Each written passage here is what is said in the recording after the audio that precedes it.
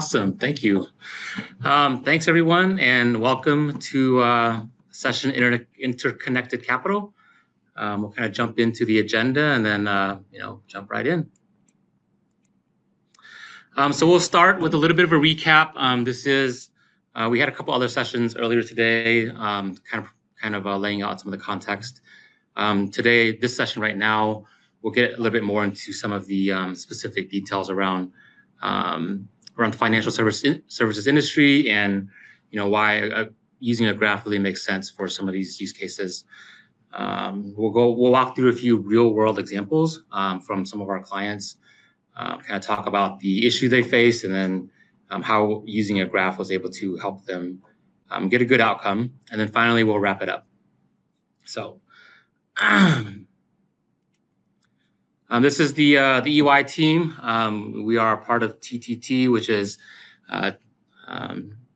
tax technology and transformation, specifically within financial services. And so all of our clients are within the financial service world, wealth and asset management, private equity, real estate, and others. Joe Schoon here is our fearless leader. He wasn't able to join this session. He's overseas right now, so it's like, I think, 4 in the morning. You have me, and then Han and Jack, and Han as well wasn't able to join. A lot of issues with airports right now, with the air traffic control, and so I kind of got caught up in that. So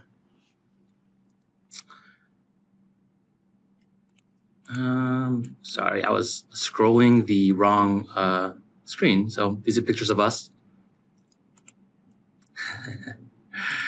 All right, so jumping in, just a quick recap. As I mentioned, we did have a couple of other sessions earlier today, from warehouse to wisdom and breaking down silos. Really, from warehouse to wisdom, we kind of walked through, our approach to getting value out of our, tax data warehouse. One of the things about being in tax is that, tax utilizes data from just all over, our client's organization. Specifically, being in financial services, we're getting information from and about investors. We're getting information from, the accounting systems, financial systems, legal entity information, and also just information from legal documents as well. All of that information really plays a role in the tax compliance process, as well as the kind of tax advisory process, stuff around kind of structuring entities and stuff. So that's kind of, walk through a little bit, how we use our tax data warehouse. We use Snowflake for a lot of clients.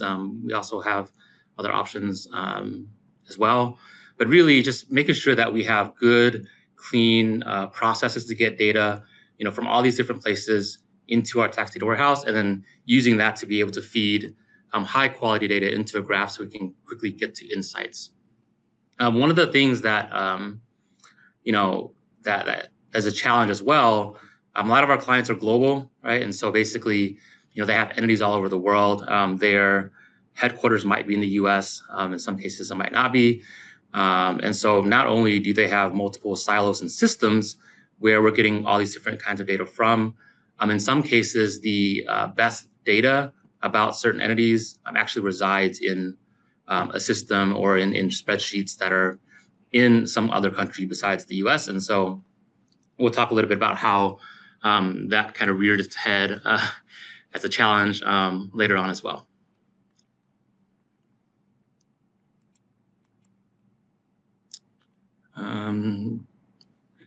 Yeah, so basically, this is just kind of some of what I just mentioned about, how we unify the data first, and then we kind of move on to get insights, specific insights that are really, easier to get out of a graph structure.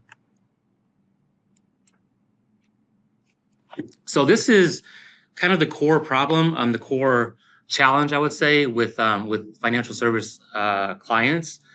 They have very, very complex legal entity structures, right? Basically, they set up these structures for specific reasons, right? They usually it's for tax reasons, investor protection, et cetera, right? And so, they're setting up funds and they're trying to go out to get investors from all over the world. And basically they want to say, hey, if you invest in us and you invest in this fund, we'll structure not only the fund, but also any of the deals and investments that are being made underneath it in such a way that, you have, minimal withholding, or you don't get stuck with having to file U.S. taxes, for example, if you're not a U.S. entity and you don't want to file U.S. taxes. And so there's a lot of thought and work that goes into creating these entity structures. And across a big client, you have hundreds of funds with different structures, thousands to 10,000s of deals, right, of investment deals that all have their structures as well. And then, of course, you have all these investors who are invested in the funds. And what you get is just a really massive interconnected graph.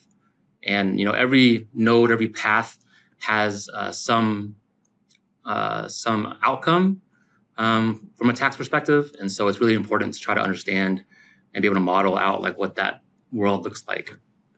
Some of the impact, is talk about like due diligence and restructuring, right? Like, so, some of our clients, when they set up these deals, they'll structure them in a certain way for specific reasons, but then something might change, right? There might be some new regulation that comes out, or they might see that, these investments that they're making might not be achieving what they want. And so they're looking to restructuring either the deals or restructuring the entities. And so really trying to understand, what is the impact of restructuring? Where do we see similar structures across our entire organization? And, what are the tax outcomes in those structures as well? And so that really helps kind of visualize, some of these pieces of their complex structure. Understanding, how the data flows up, especially to investors, is really important, right? A lot of this drives filing requirements, not only for our clients, but also for the investors. And so there are some, pretty complex rules around, why or what would cause a certain investor or a certain entity to have to file something. And some of these rules take into account indirect relationships, and they kind of sum up. For example, if you're over 10% or 20% of ownership or control over a certain type of entity or entity in a certain jurisdiction, then it triggers some other filing requirement. And so some of these get pretty complex. And so, so this is basically the core challenge, really, especially in financial services. We'll kind of keep on moving. So Jack here will talk a little bit about why graphs. Like as I mentioned, we built a tax data warehouse that has a lot of value for the normal tax compliance processes. And so, why continue the path and move into a graph structure for some of this data? Sweet. Thanks, Mike. So as Mike mentioned, right, kind of set the business context for all this. Now I'm just going to take one quick step back and give you a high-level overview of why the graph database has significant advantages over your traditional relational databases. So as we all know, some of the key features for a relational database, including first and foremost, right, these tables have defined schemas that are very strict. Any changes that take place in the schema usually require significant downtime. You have to do, change management, you have to do reviews, that translates to cost to the business because they cannot use the data in downtime, right? And also more importantly, most of these relationships, they're represented by foreign keys, and that creates another barrier. Secondly, sort of as a tangent to that, right? The key structure for the relational databases is a join-based relationship, right? Like whenever you want to, add new data, enhance data, blend data sources, whatever, you have to essentially go through join, right? So this makes, multi-hop relationships, very difficult to represent. Some of the biggest problems, people working within relational databases, encounter are nested joins and, exploding joins, right? So both will lead to significant inefficiencies, more downtime, more cost for the business. And then, so finally, right, when you have to, blend and merge multiple data sources, one of the most common techniques, for these relational databases is flattening. And when you do that, right, you kind of, naturally lose some of that semantic, relationship that the original individual data sources had prior to the merge. So if we go to the next slide, please. And now that we've talked about all the drawbacks for the relational database, let's talk about how the graph could address all that, right? So a graph database is entirely dynamic, right? It allows for on-the-fly adjustments. So let's just say, one functional team has created this entirely complete graph, and then they pass on to another team. They would like to enhance the current nodes, all the properties that are currently in the graph, right? They simply add those attributes, right? Without changing anything in the underlying schema. There's no downtime, is pretty much instant, right? Which would make this a perfect fit for dynamic data, especially if you're working with time, with like tax data, finance data, which is constantly changing, right? So this will allow you to make that adjustment immediately. Secondly, when you have a graph database, right, like you can scale it, you can, you could represent all the relationships correctly. You could represent all the properties, without sacrificing performance, right? We all know about your traditional relational databases, when the data gets too big, when there's like billions of like rows, things get slow. That won't happen with the graph database. And then thirdly, probably most importantly, you don't have to know how to query, right? You don't have to be a quote unquote, software developer or some kind of technical person in order to dive into the database. You can use natural language querying, prompting for specific things, and then you can know the solution to your problem immediately. We go to the next slide, please.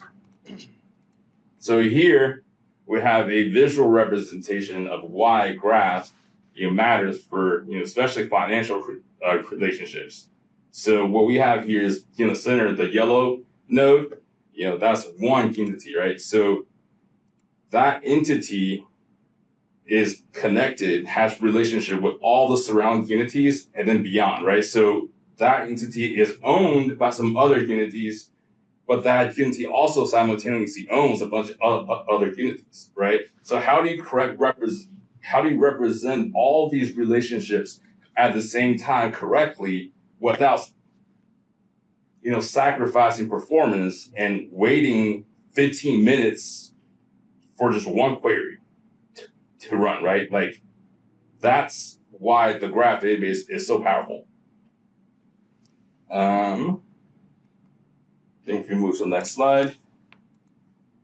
So this is just a high-level recap of the before and after of within our team. Before we adopted the graph database, we were encountering all these things, right? Like disconnected systems, hierarchies and ownerships that were kept in like different spreadsheets, that were just completely hidden. We did not even know about them.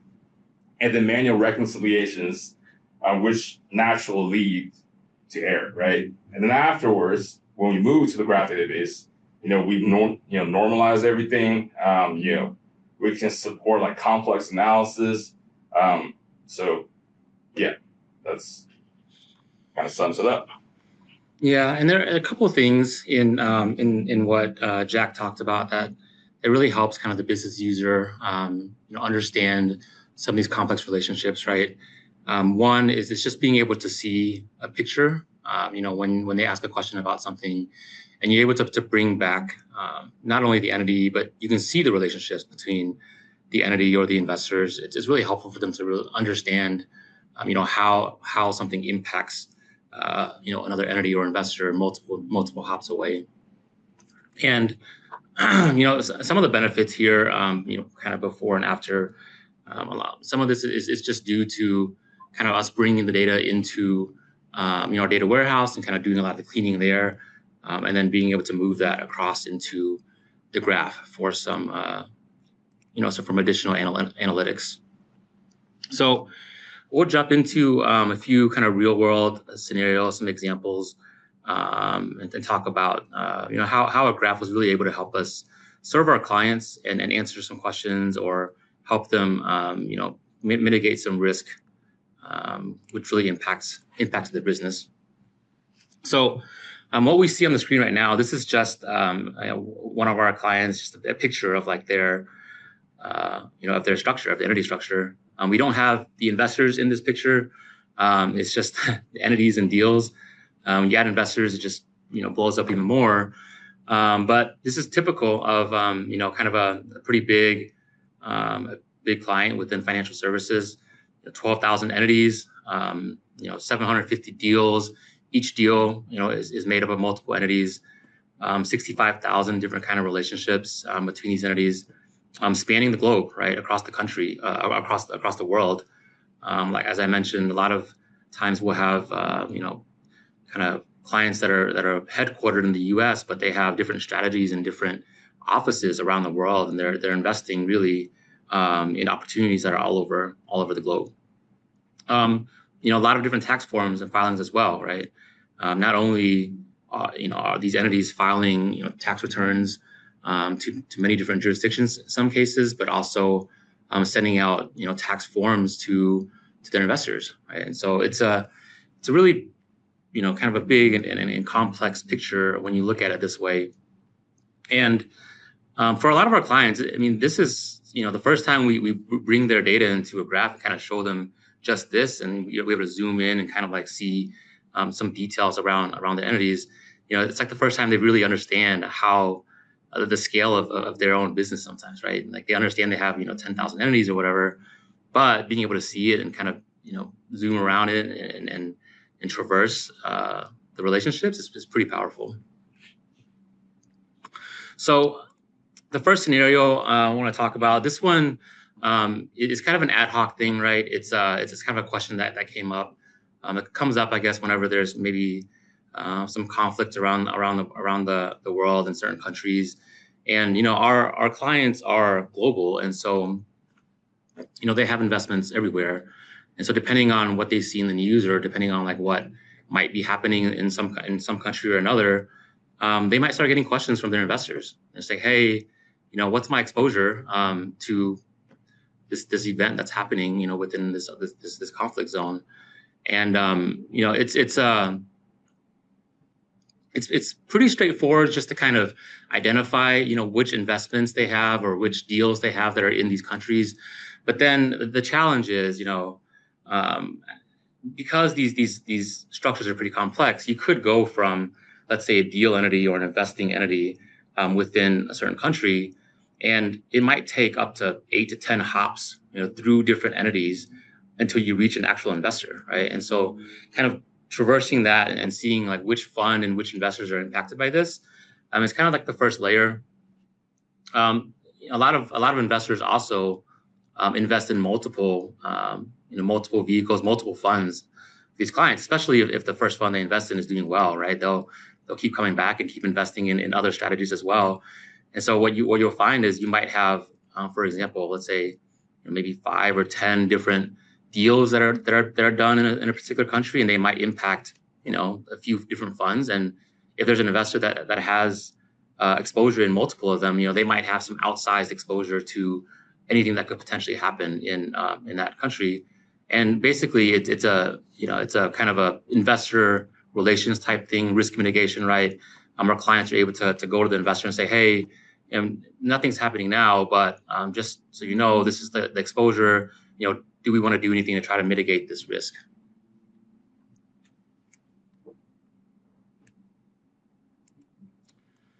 The next scenario is also kind of it came up. It's also kind of an ad hoc thing, phantom entities. And so, as I mentioned before, right, our clients, global clients. And so a lot of times, they might have at the center or in the kind of the headquarters in the US, they might have kind of a listing of all their legal entities across the world.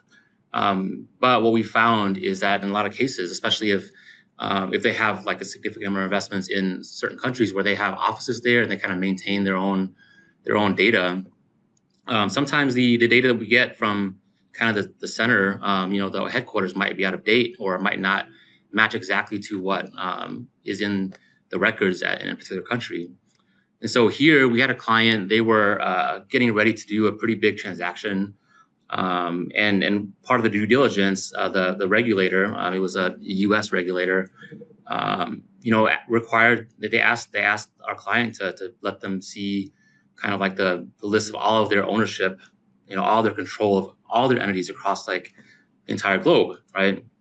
And so that seems pretty straightforward. I mean, really, you have this connected graph and you have all of this this ownership information, then you're able to just kind of say, okay, yeah, this is the ownership percentage.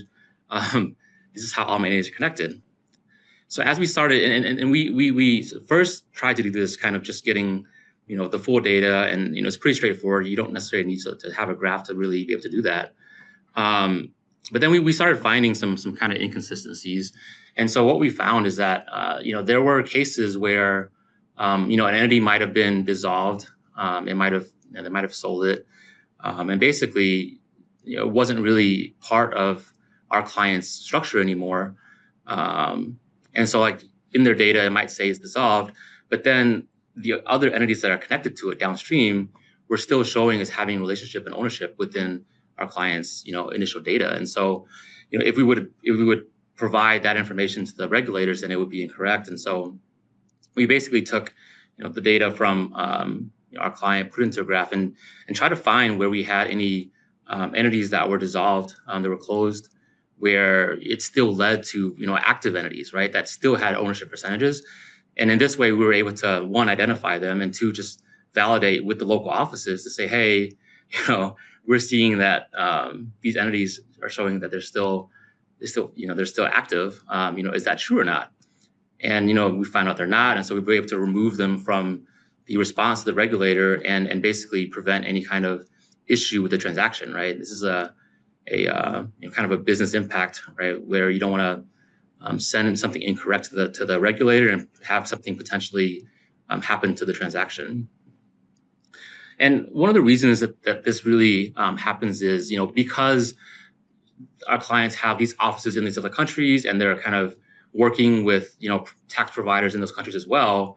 They have good data. They know that these entities are not active. They're not filing returns for them or anything, right? There's no kind of impact to the work that's happening in those countries. But at the center, sometimes data gets out of date, and you kind of miss on some of these details unless you're able to kind of look at everything holistically and identify kind of inconsistencies that relate to the whole chain. So these two examples were kind of ad hoc things that once we put the data into a graph, it made it easier for us to help serve our client's question at the time. This third one is kind of more of a ongoing thing. Basically, as I mentioned, the way that entities are structured, the way that funds are structured, which vehicle within a fund a particular investor actually invests in, like all of that is very, very deliberate, right? It's designed to cause a certain kind of tax outcome or legal outcome, right? Some investors, especially foreign investors, they don't want to have anything happen where they have to file, some kind of a tax form to the U.S. IRS, U.S. government.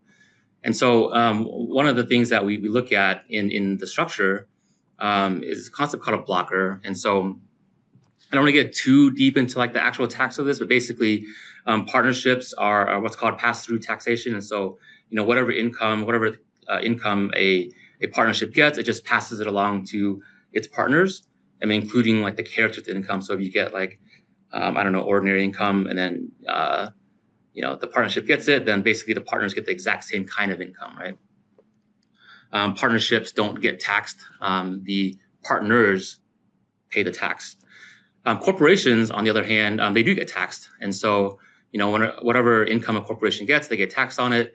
And then if they want to distribute, any money outside of the corporation, then it can change the character of that income, like flowing up, right? And so, a lot of our clients use this concept. It's a concept called a blocker corporation. And so you put a blocker in to the path, right? And basically whatever kind of income is flowing up to the blocker, now it gets like quote unquote blocked. And what comes out of it is, some character of income that they actually are okay with. And so, one of the types of income that, foreign investors generally don't like to see, is called ECI, effectively connected income.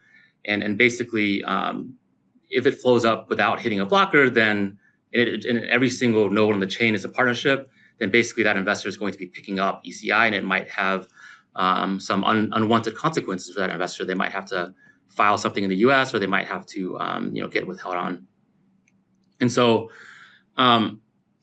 generally speaking, I think when a deal first happens, or when a fund starts formed and like investors first come into the fund, everything is pretty much good, right? Like basically they came in and everyone understands like why that fund exists. The initial investments that are being made, everyone kind of understands what they have to do and how they have to avoid certain types of investments or certain types of income. Over time, people will come in and out of the fund. They might transfer in and out.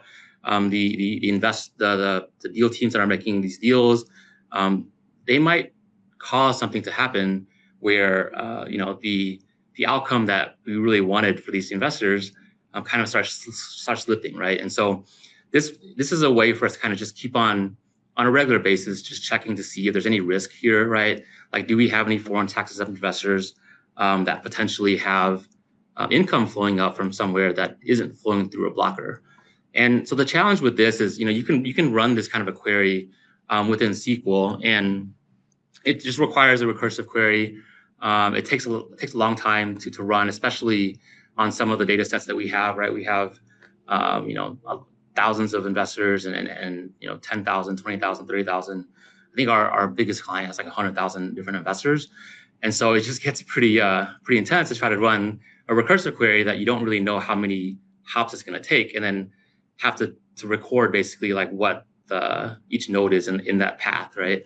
And so with a graph database, we're able to write a nice query that moves through the path really quickly, and so we're able to kind of run it on a more regular basis and just kind of help our clients make sure that their investors are happy.